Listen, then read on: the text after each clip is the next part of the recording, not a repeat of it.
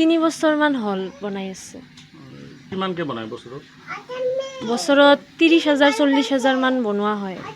বিকে কেনেকৈ? কিমানকে বিক্ৰী কৰে? এনে খুচুৰা বিক্ৰী কৰে দেৱালীৰ সময়ত আৰু দোকানত পাইকাৰী দিয়ে। লাভ কেনেকুৱা থাকে? বেছি লাভ নাথাকে এইবিলাকত। চৰকাৰৰ ফালৰ পৰা কিবা পাইছেনে আপোনালোকে?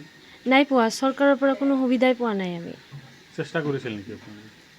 চেষ্টাও কৰা নাই। চেষ্টা কৰিব লাগে। এনে কিমান মানুহ ইয়াত জড়িত হৈ থাকে? 2-3জন, মানে আমাৰ ইয়াত বহুত বেছি বনোৱা নহয় না। বছৰত 40,000 মান বনোৱা হয়, তাৰ বাবে বেছি মানুহ নালাগে। 2-3জন মান, মানে এজনে মাটি সানি দিয়ে, এজনে ভাটা পোৰাৰ সময়ত তেতিয়া অলপমান মানুহ লাগে, 2-1জন মান।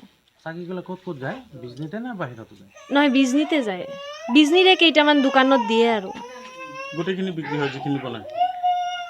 গোটেইখিনি বিক্ৰী হৈ যায়, মানে পাইকাৰী দোকানত আগতে কোৱা থাকে, পাইকাৰী দিয়া হয়।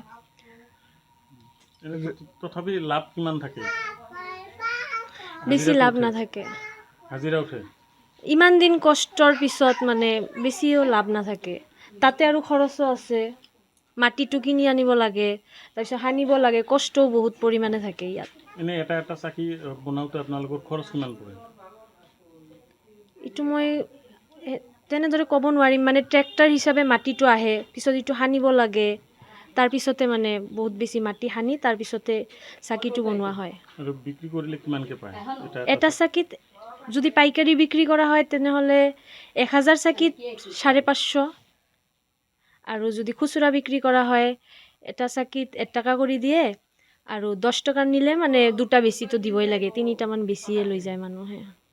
টুনি লাইট বা ইলেক্ট্ৰিক লাইট অহাৰ পিছত চাকিৰ চাহিদাটো কমি গৈছে নেকি? কমি গৈছে, বহুত পৰিমাণে কমি গৈছে, কাৰণ বজাৰত আজিকালি বহুত ধৰণৰ লাইট পোৱা যায়, যাৰ বাবে মানে মানুহে তেলৰ হেৰিটো বাবে মাটিৰ বস্তুটো নলয়ে। যিকোনো খবৰৰ বাবে যোগাযোগ কৰক 7099017330 লগতে 7099017110 নম্বৰত।